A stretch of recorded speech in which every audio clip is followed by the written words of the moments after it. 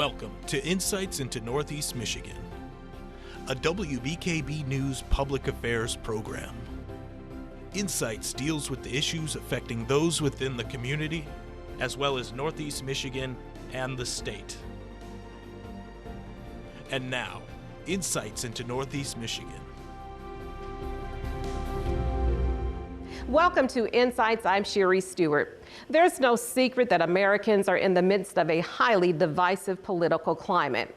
A recent survey, however, finds that we are united across party lines on this one particular topic, and that is our retirement. A new report from the National Institute on Retirement Security finds that Americans across party lines are concerned about their financial security in retirement. Well, joining me to talk about the results of that survey is Tyler Bond. He is the research manager and co-author of the report. And Tyler, you are with the National Institute on Retirement Security. Thank you for joining me today. Thank you for having me, Sherry. I appreciate the opportunity. Yeah, so let's just jump right in. Folks are really nervous about what retirement might look for them given COVID-19. Let's just talk about what are some of the things that you found in this particular report. Well, when it relates to the COVID-19 pandemic, we found that there definitely has been an impact on how people are feeling in retirement, or I should say feeling about their retirement. Of the folks that we surveyed, there was about 51% who said that they were concerned about retirement in light of the COVID-19 pandemic. And then that has prompted a number of people to rethink retirement. And 67% of those who are rethinking their retirement plans because of the pandemic are now planning on retiring later than they had originally planned to. So it's definitely causing a lot of concern for folks. I think one of the things that will be interesting to see over the next few years as we, hopefully come out of the pandemic and the economy starts to recover from the recession is seeing how much actual impact on people's retirement this ends up having. Certainly people who plan in 2020 and some folks who plan on retiring this year will be impacted because of the near-term effects of the pandemic and recession. I think the longer-term impacts on retirement are less clear. One thing a lot of economists have noted is the K-shaped nature of the recession and the recovery, where folks on the higher end of the income ladder have been doing fairly well despite all the challenges of the past year, at least from a financial perspective, whereas folks on the lower end of the income spectrum, especially those who work in service sector jobs, who have been disproportionately impacted by businesses closing and furloughs and reduced hours, they've had worse outcomes, but the reality is that a lot of the folks who worked in those lower paying jobs had little to no retirement savings to begin with. So at this point, it's a little unclear, I think, what the actual retirement impact will be over the long term, but undoubtedly people are feeling more concerned about their retirement now as a result of the pandemic than they did previously. Mm-hmm. And we'll also want to mention that these are fairly recent numbers. You say this report just came out just a couple weeks ago. Yes, the report was released last week. We conducted the survey in December, so it's pretty recent numbers for folks. We wanted to try to catch people at the end of last year to see how they were feeling about all of this, because so much has happened just in the past year. Right. And so the National Institute on Retirement Security, you have some recommendations on what policymakers should consider so that retirement is protected. What are your thoughts on that? What are you recommending? So one major thing that we've recommended in the past and that we asked about in this report was Social Security, and especially the subject of expanding Social Security benefits. So we found there's very strong support across the board for protecting Social Security. 79% of respondents say that Social Security should be a priority no matter how bad federal budget deficits get. And this was true across party lines. Democrats, Republicans, Independents all felt nearly the same about protecting Social Security. When it comes to expanding the program, 50% of our respondents supported some type of expansion, with a quarter supporting expanding benefits for everyone and a quarter supporting expanding benefits except for wealthier households. And I think this poses a real question for policymakers here in Washington is, do you do a targeted Social Security expansion? So some of the things we've recommended in the past would be instituting a minimum benefit. One common proposal is that the minimum benefit would be set at 125% of the federal poverty line. So no one would be retiring into poverty. You could also give caregiving credits for people who are disproportionately women who take time out of the labor force to provide caregiving either to their children or their spouse or their elderly parents. That could be a way to improve benefits for people who perform that often unpaid work. There's also ways you could adjust the spousal benefit to make it more reflective of the realities of the modern workforce. So there are things like that you could do that are more targeted. There also have been proposals from members of Congress, both in the House and the Senate, to do broader expansions of benefits, either increasing it by a certain dollar amount for everyone or by a certain percentage for everyone. That would obviously have a broader impact, but it would also cost more. And so they'd have to balance those competing demands of paying for an additional benefit when the program is already grappling with a projected shortfall in the trust fund that Congress will have to address in the next 10 to 15 years. So there's definitely a lot of strong support for Social Security as is, and there seems growing support for expanding the program, but what exactly that will end up looking like, I think, will be a challenging political question for legislators here in DC to tackle. Well, Tyler, we are going to take a quick break. We'll be back to talk a little bit more about your findings of this report. Insights will return after these messages.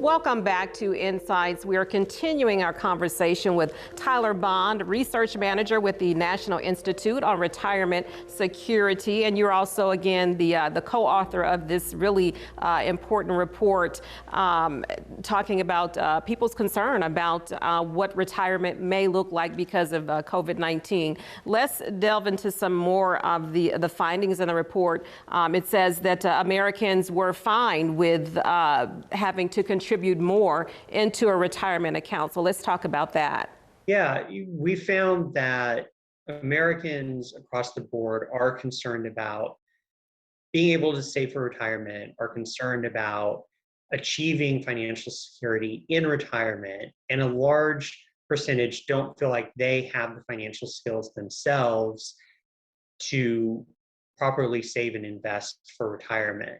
So we asked, would you support being required to contribute more and your employer being required to contribute more? And we found strong support for both of those. I think one of the things that we've often talked about, and the polling seems to reflect this, is that you want to make it as easy for people to save as possible. You want as few obstacles in their way. And so requiring them to save either through, Social Security payroll taxes, which are automatically deducted from your paycheck, or through contributions to a retirement plan through your employer, if you just force people to save, most people will do it. And I think they recognize that if a lot of that can be done for them, that makes it easier for them to save. And I think this is why we also found that there's strong support for defined benefit pensions in our polling. Defined benefit pensions cover a lot of those challenges for you. The contributions are done automatically. The investments are managed by professionals who work for the pension fund, and the worker doesn't have to make a lot of decisions about retirement. Most pension benefits are based on a formula. You work until you're ready to retire. The formula determines your benefit, and it's paid out for the rest of your life in a monthly check. And that's a feature that we've seen consistently over the years of doing this polling.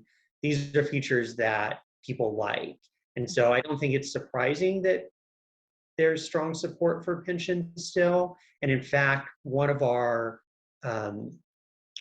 survey results found that 76% say that the government should make it easier for employers to offer pensions to their workers.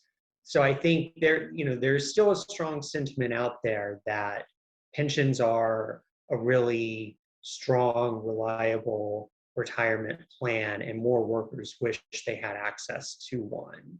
Now, is that also spread over party lines? Is that basically a nonpartisan issue, that 76% that you mentioned? But the support for pensions is strong across party lines. In fact, we found 79% of Democrats and 75% of Republicans had positive views of defined benefit pensions, and 69% of Democrats and 65% of Republicans thought that Americans with pensions are more likely to have a secure retirement. So the support for pensions is really strong across the board. And I think it's because people are looking for that sense of security in retirement, especially in a time right now where there's so much uncertainty. The prospect of having a secure retirement plan like a pension is really sought after by a lot of working people. Can you tell us, Tyler, a little bit about some of those that were polled? Can you break it down into age group? Were they 5 or 6 years from retirement, maybe 10 or 15? What are some of the demographics of those that were polled for this survey? So we tried to get a representative sample of the working age population in the US. So this covers folks from their mid-20s up to folks who are nearing retirement age. So we really wanted to get a broad cross-section of the population and not just focus on those near retirement. So we surveyed a total of 1,200 people, all aged 25 and older, and then the final results were weighted to reflect the demographics of Americans 25 and older. So like I said, we were really seeking out a broad cross-section of the population. Very interesting survey. Well, in the time that we do have remaining, what are some of the most, surprising findings that you came across in this particular survey? One of the most surprising findings is just the consistency of support across party lines. We've gone through a year of so much intense political polarization, and we've had so many families divided over politics, not to mention in our legislatures.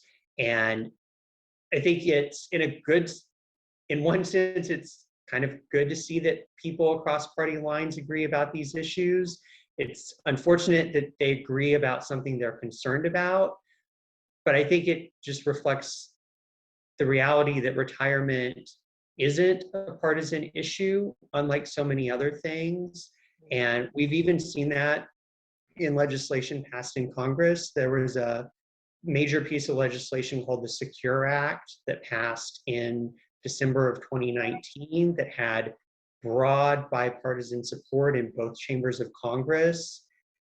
And again, it just speaks to the fact that retirement so far has not become a partisan issue. And as a researcher who studies retirement, I hope that it remains that way, because there's a lot we could do to improve retirement outcomes for working people. And I think as long as we can keep our political leaders united in that, we can hopefully achieve some of those goals to make things better for folks who have genuine concerns, as our survey indicated.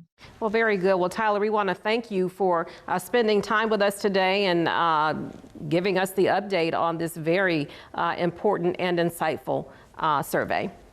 Well, thank you for the opportunity, Sherry. I really enjoyed getting to talk about our research today. And we are going to switch gears now and head over to the Alpena Chamber of Commerce. That's coming up next.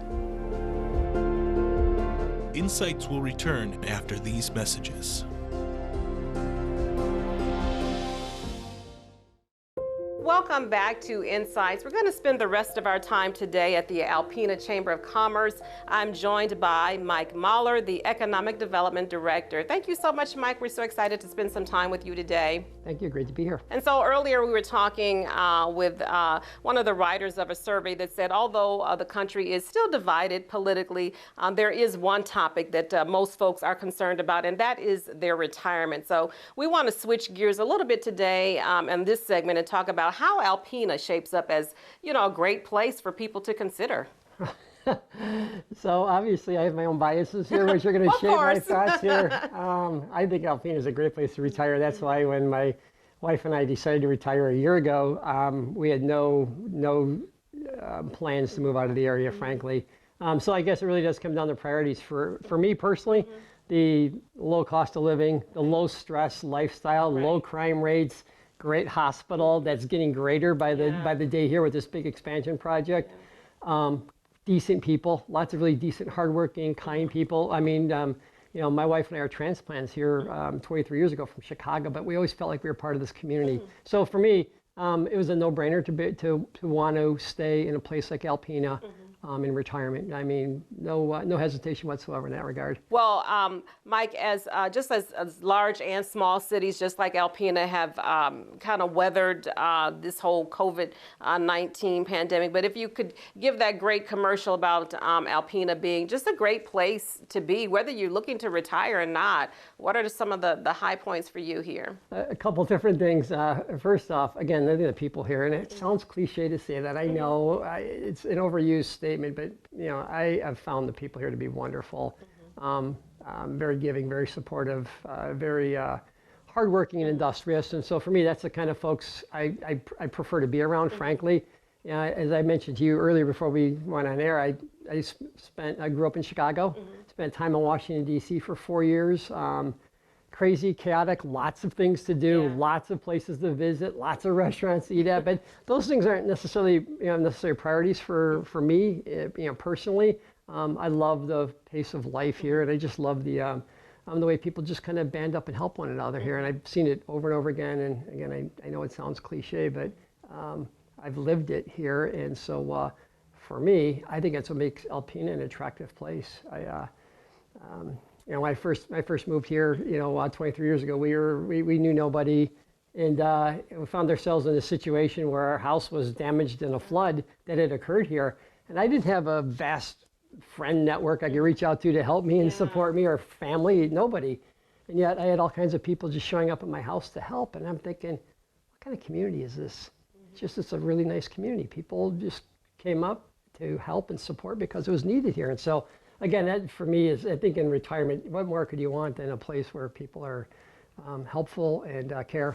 So I've seen it over and over again. In my role here at the Chamber, I've seen through the, we had a citizen step forward and try to help raise money for small businesses in the community, and people jumped right in and helped support that campaign. Then we had a great business owner on the north side of town, John Benson, at his restaurant. Johnny Law's burned down, and I got a call right away that people want to donate money to help him rebuild his restaurant. And that's part of, I think, what makes this a pretty special place and why I want to live here, after my working years, for sure. And that's one of the things I was going to mention to you. We have seen it time and time again that the individuals have stepped up throughout the community to help the small business community. That's just been very impressive to see. Yeah, absolutely. No shortage of volunteers looking to help and support. And, there's been a lot of emphasis on buy local, shop local, support restaurants. I know that a lot of people went out and bought gift cards. Through the chamber here, we had a lot of downtown dollars that we sold, which was, I think, a lot of it designed to support, as to your point, small businesses, restaurants, small retailers, and people trying to scratch out a living in this really difficult period of time here. And so we sold a lot of downtown dollars this year, which again provides immediate cash to the businesses, because those dollars are going to be redeemed in their stores. And so we're grateful that, again, the community has stepped up and bought so many of those this year, just to, again, try to help support those who are fighting every day to just keep their doors open. And so you mentioned earlier low stress level here. So obviously that's one of the quality of life features that would you recommend that people consider when they're looking, to find a place? Totally. And I think access to healthcare. I mean, the reality is, 15 years ago we got a cancer center. Now we have this affiliation with Mid-Michigan and the University of Michigan. And my goodness, as we all get older, I mean, we all want access to quality health care close by, not have to travel great distances. And so you look around Northeast Michigan, and we're fortunate we've got such a great facility right here in our backyard, which takes a lot of that uncertainty away for a lot of people as they get older, figuring out, is there somebody in this community who could treat me and treat my situation? And it's probably a lot more likely that the answer would be yes in a place like this with a hospital like what we've got here now. So moving forward, as we get into the warmer months, hopefully that's coming sooner than later. What are some of the things on tap with the chamber? What are some of the events that you guys have planned? What can we look forward to in the business community? Any insights that you can give us? So there's, right now we're still in a state of flux here, and I'll speak on behalf of the chamber, even though we have folks here at the chamber who are doing those kinds of things. But the COVID situation still has things really upside down yet. One of the restrictions is going to be lifted on gatherings and that sort of thing. And until some of those issues are resolved, it's really hard to know. I mean, personally, I feel like better days are ahead. That people are getting a lot more comfortable. There's been 43 million Americans who've gotten the vaccine so far, and plans to ramp that up considerably. So I would expect this to be a pretty reasonable and normal-looking summer. I even thought last summer, once they said when the weather got warmer that the pandemic was going to be less of an issue, and we saw that. I think last year you saw a lot of outdoor dining, and you saw a lot of people milling around downtown. And matter of fact, we saw a lot more staycations. I think a lot more people decided to stay in Michigan for travel plans. And so I think we were a beneficiary of people coming up here who have maybe not spent any time in Alpena, because when you looked around, it did look pretty active, this community, last summer, and I expect more of the same this summer, and even maybe more so. Yeah, we actually just did a report the other day that the travel in Michigan is actually picking up, that people are looking for those staycations so that we can kind of ramp up to those, more long distance vacations. But Michigan is definitely high on the list, and certainly Alpena. So I want to thank you, Mike, for spending some time with us today. Really enjoyed chatting with you. Oh, my pleasure. Thank you for taking the time. Well, that's going to do it for this week's episode. If you have a question, comment, or story idea, we'd love to hear from you. You can email us at news@wbkb11.com. I'm Sherry Stewart. Thank you again for watching, and have a great week. Insights into Northeast Michigan is produced by WBKB News. This has been a production of Thunder Bay Broadcasting Corporation. All rights reserved.